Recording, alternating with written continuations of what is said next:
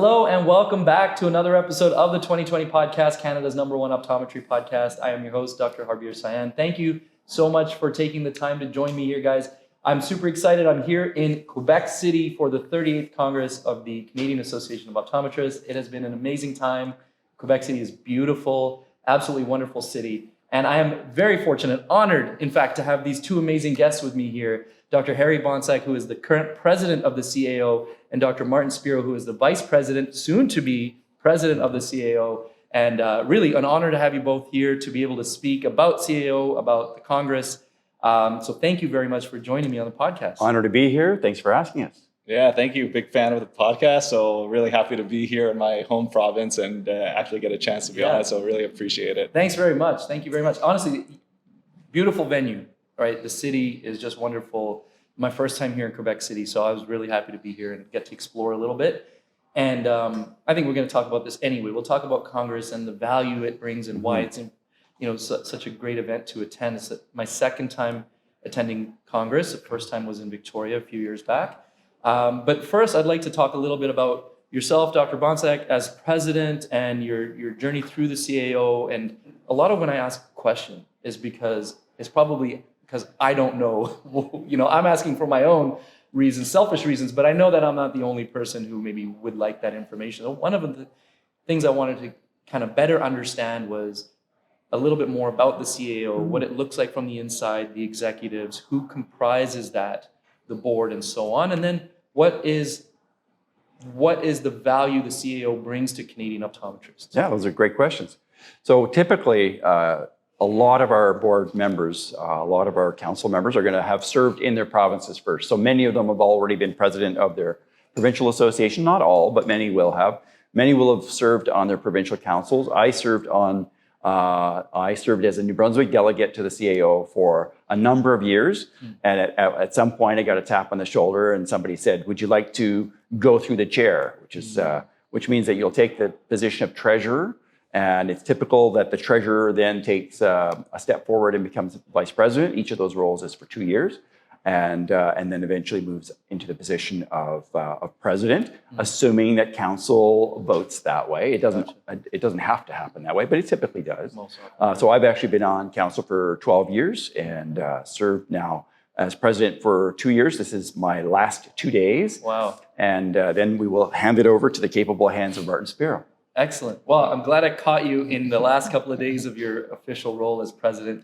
And then from president, you go to past president. Right. And that is, if I'm not mistaken, like more of like an advisory role, or is it still quite heavily involved? So we're still on council. We still vote. We still bring our perspectives. Okay. However, very, very intimately involved with the day-to-day things that are going on with CAO as president.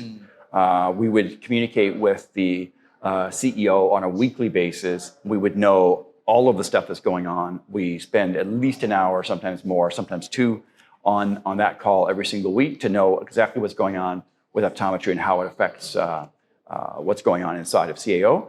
And as past president, that's not the degree of contact that I will have with the profession. That will be Martin's role. Yeah, good. Yeah. So it's going to be a step up for you and more, I imagine, responsibility for you now. Martin, tell me about what you expect to see or do as a president. Yeah, well, firstly, I had a great role model and mentor as Harry. As vice president, you get brought along in the ropes. So for the past year, my last year of this mandate, I've traveled with Harry to different conferences and different meetings to meet with different provinces, and even in Washington last week for Optometry's meeting to network and get to know the what's kind of happening down in the U.S. in terms of optometry there. Ready to take that on, and I've also been the Quebec representative on CAO for quite a while. So having had that 8 years of board experience, it's a really big honor and humbling pleasure to be able to serve in this position. I'm really looking forward to bring that level up in optometry across the country. So, yeah, that's wonderful, and it's nice to know that it's.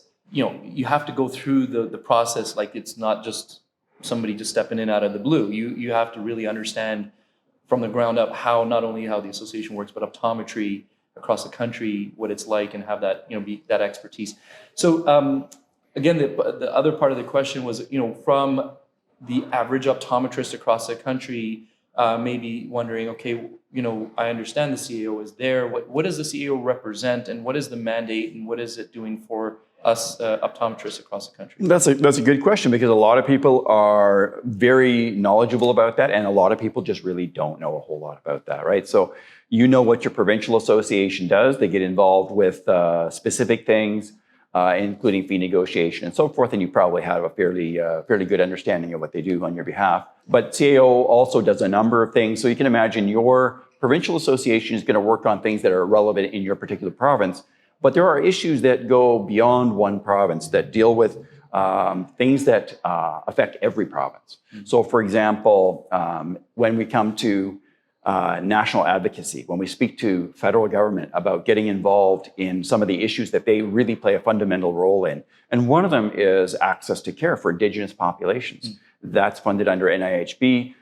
That is an issue that is very important for Canada to address the lack of care in rural and remote communities, Indigenous communities. So certainly that makes sense for that to be done at a federal and national level.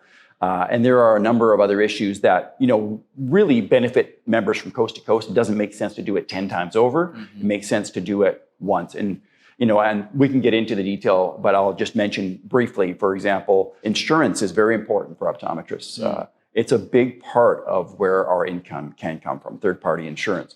So you may have noticed that a lot of the third-party plans really haven't changed a whole lot since the 90s. The fees are often very similar to what they were back then, and coverage for glasses hasn't really changed a whole lot. And it's up to us to educate them and to let them know exactly why the outdated coverage just doesn't apply anymore. But today's wide field imaging, OCTs, all the sophisticated examination components that we now have, it just doesn't make sense to have the same coverage levels that they used to. So that's another big one. That's definitely a big one, and I know that that's something that's on a lot of our colleagues' minds, and so it's nice to know that our association is working towards those things that are going to benefit us across the board, across the country. And I think reasons like that are reasons why we should, again, as our colleagues, should try to be more involved or support the association in as many ways as we can. I think that's very, very important. Yeah. Absolutely. Another big thing that we do is really bring that profession together as well across the country. So we're here at Congress. There's members from all across East Coast to West Coast, and really gives us a good chance to all network together, learn best practices, exchange, get CE from leading optometrists that are known nationally that give the CE, and we get to have them all here, and every Canadian gets a chance to listen to that and network, socialize, enjoy. We get to honor those who have done a great work for our profession as well. So we really enjoy that aspect of Congress. And we also host an Optometry Leaders Forum every January, where we look at emerging trends across the country, invite regulators, association presidents, executive directors to really kind of take on what's coming. How do we prepare? How do we all work together to tackle what's coming, take advantage of what's coming? Our last Optometry Leaders Forum was on technology, AI, teleoptometry. Right. Where do we need to be? What's there? Where do we go? And this is a really important subject that we as leaders need to take on and keep our members informed about and get to know what's going on there. How do we know enough about it to take control of it, to use it to our advantage rather than being disadvantaged by it? So educating our members on how to take advantage of it. We talked about this the other day. We said that AI isn't going to take our jobs, but an optometrist who understands AI might take our jobs. Yes, exactly. That's a good way of putting it. That's very good. So that's really great. You kind of touched on value of a couple of these different events. I wonder if you could tell me a little bit about specific. So you talked about Congress, of course, where we are now, but also the Optometry Leaders Forum. I'd like to get a little bit more information about that in a minute. But Congress, this one here in Quebec City, how is it going? What are you feeling? What would you like somebody who's watching who didn't attend Congress this year in Quebec City to kind of take away from what's going on this weekend? Well, it would be, Martin would be bragging if he were to say wonderful things about this. So I'll brag on his behalf. First of all, Congress is unique because, many of us have graduated and we have friends that we've made in optometry school who may be practicing in other provinces. We may not see them if we go to our provincial meetings. I mean, provincial meetings, great, but it is a unique opportunity every 2 years to be able to interact with the colleagues from any part of the country. And I certainly have taken advantage of that this weekend. I have met many colleagues that I went to school with, and it's a great way to connect again. The continuing education is great because we've got a large group of people coming, so we can actually bring in really good speakers. It's often in a location that many people haven't really been to before. Right. Like many people have told me, as beautiful as Quebec City is, and as unique as it is, the cobblestone streets and the very old buildings, dating back to the 1600s. That's really unique. It's like being in Europe, but a whole lot closer. But people haven't been there. Yeah. It's gorgeous. Martin wouldn't be bragging to say that. Yeah. It's actually really, really hot this weekend. It's very warm. Yeah.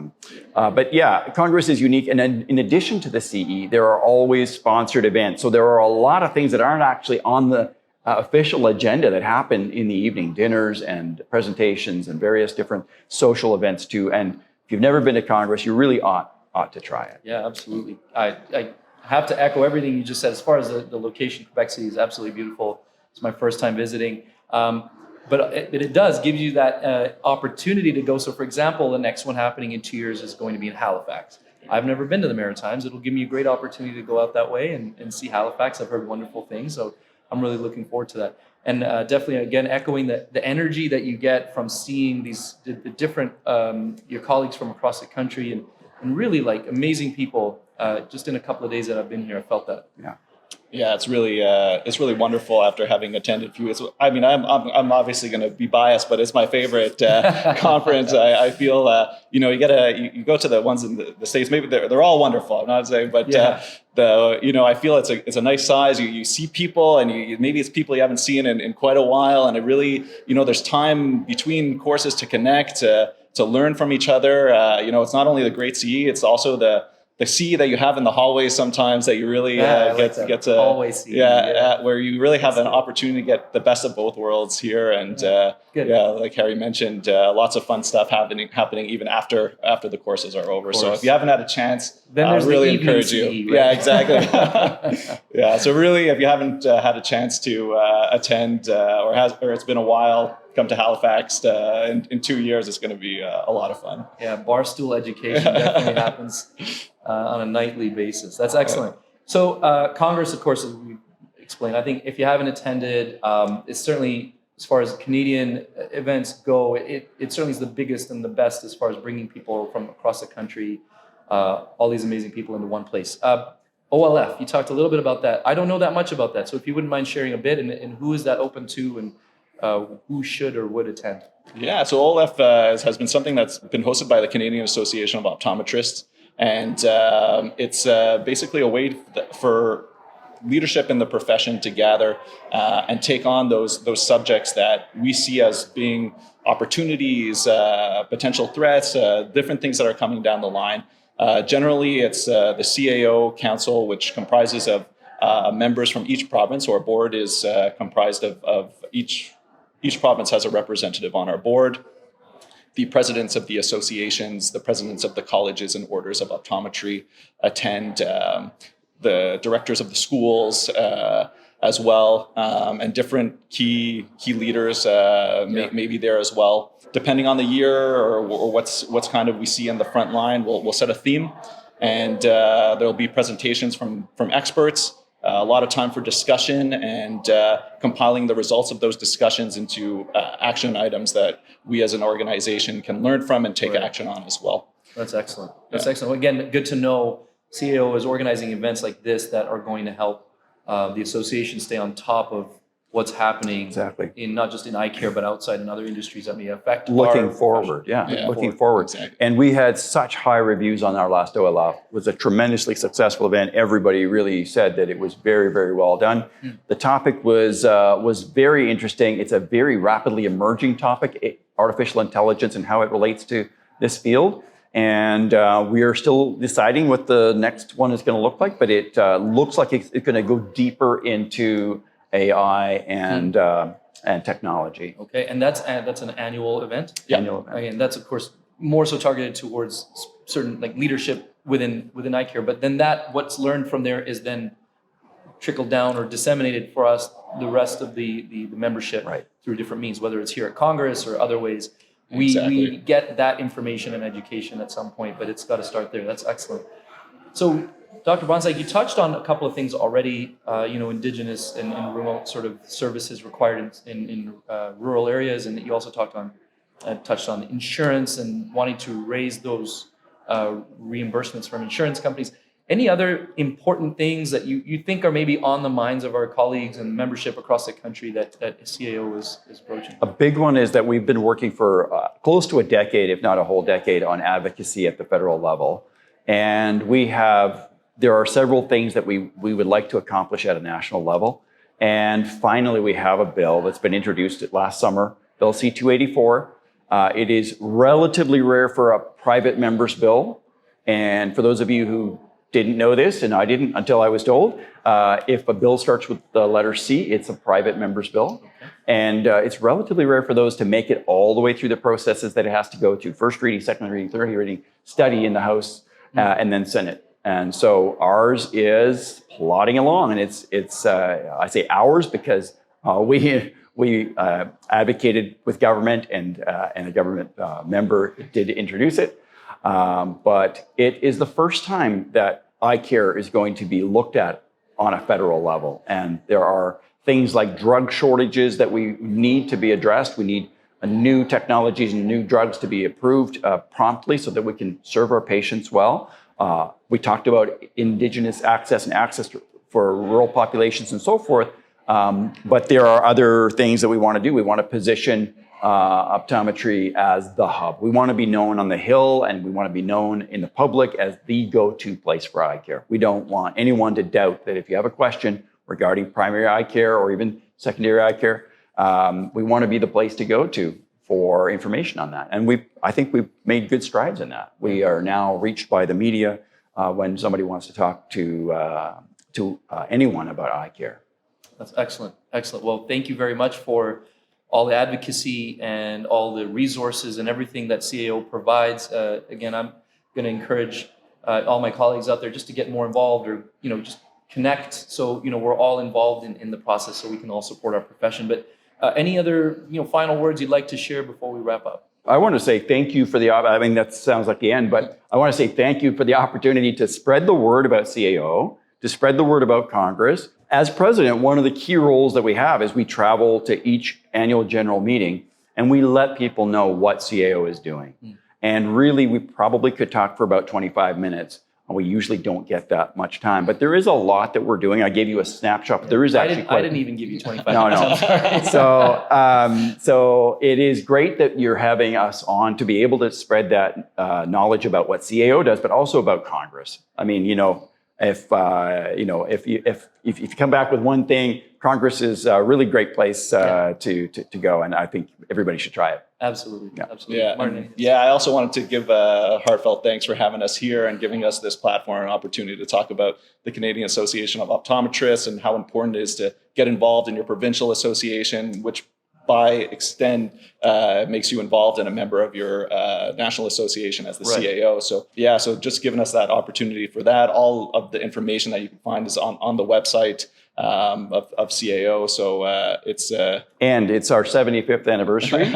This is 75 years now that the CAO has been around. And I'll remind everyone, look, whether it's your provincial or your national association, nothing really gets advanced. Nothing happens without hard work by all the people who are on committees and who are serving around their councils, either provincially or nationally. So by all means, be a member, first of all, and get involved in your association if you can. Absolutely. Absolutely. Couldn't have said it better myself. Now, before we wrap up, though, so this is, I'm very grateful for you to take the time to come. I know you guys are very, very busy during Congress. But this is going to be the beginning of some conversations that we're going to have. Martin and I were chatting, and I'd like to have the opportunity to have more conversations and to dig maybe deeper into some of these topics, hear from some of our colleagues out there on what's on their minds. And so we can make sure that those channels are open for that conversation. I think that's going to be really helpful for everybody. So I look forward to having you both back on at some point down the road. Yeah, I would love that. Appreciate your time. Thank you very much. Thanks very much. And thank you, everybody who's listening and watching to the 2020 podcast, Canada's #1 optometry podcast. I will see you guys in the next episode.